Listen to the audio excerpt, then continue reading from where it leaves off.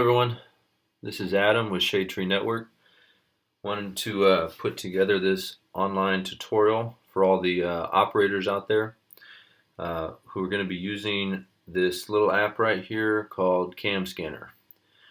This is the simplest way for anyone out there wanting to send in documents from your truck using your cell phone and have them get to us in a PDF format.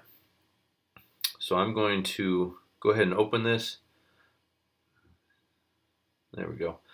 All right, this is my list of documents that I already have in here. When you first download this app, you probably aren't going to have anything in there. First thing I'm going to do is let's set the settings for your thing. I'm going to come up here. I'm going to click on this down here in the bottom. I'm going to click on settings, and right there where it says scan under general settings, I'm going to click on that. And down here at the bottom, you can see the enhancement settings, single scan and batch scan. Keep in mind as we go through this, I'm using an iPhone. Even though you may be using an Android, I believe most of this should be looking somewhat similar. Anyhow, under the single scan settings, I prefer to use the magic color enhancement mode. There's different modes here, and you can have it on auto if you want and then select it later on after you take a picture, or you can just automatically go to that. I have the same thing set up under batch scan modes. Right now it's selected to always crop it. Again, you can manually do this if it did not do it correctly after you take your picture. And down on the bottom, the enhancement is also set to magic color. Alright, so I'm going to exit out of the settings. Down here on the very bottom, there's a camera right there. I'm going to click on that. That's going to open up our camera on our phone. So here I have just two random documents here. I'm going to show you how to do this. Now down on the bottom here, it's got single and batch. Obviously, if you're taking a single picture, you're going to use the single, but since we're going to be using batch, I'm going to swipe it over to batch mode. What that's going to do is when we're creating a PDF, it's going to put all the pages into a single PDF document instead of sending one document per page. So anyway, I'm going to go ahead and just kind of hover over this.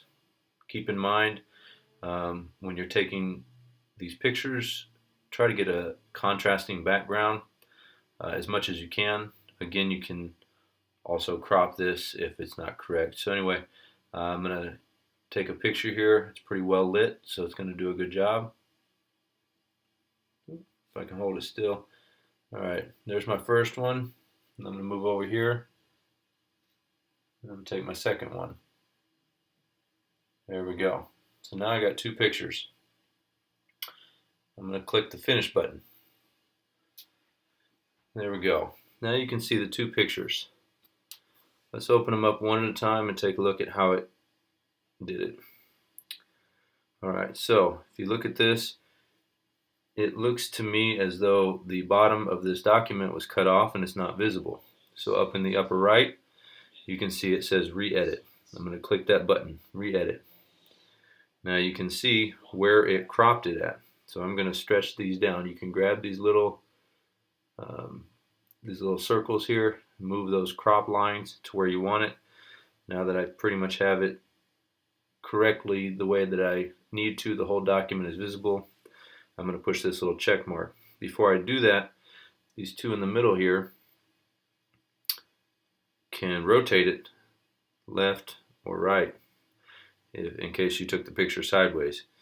Anyway, click that check mark there. There we go. Now it is still kind of blurry.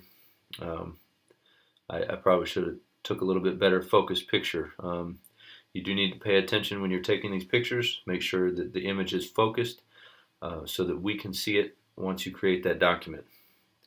Anyway, down here across the bottom, are all the different enhancement modes, and you can see Magic Color is selected, as that is the one that we chose in the settings. So I'm going to just go ahead and click the check mark down here in the bottom right that this image is okay. And it looks okay now that it finished it. So up in the upper left, I'm going to go back, and now I'm going to mess with the second document here. And it looks like it was cropped pretty well. I can see everything.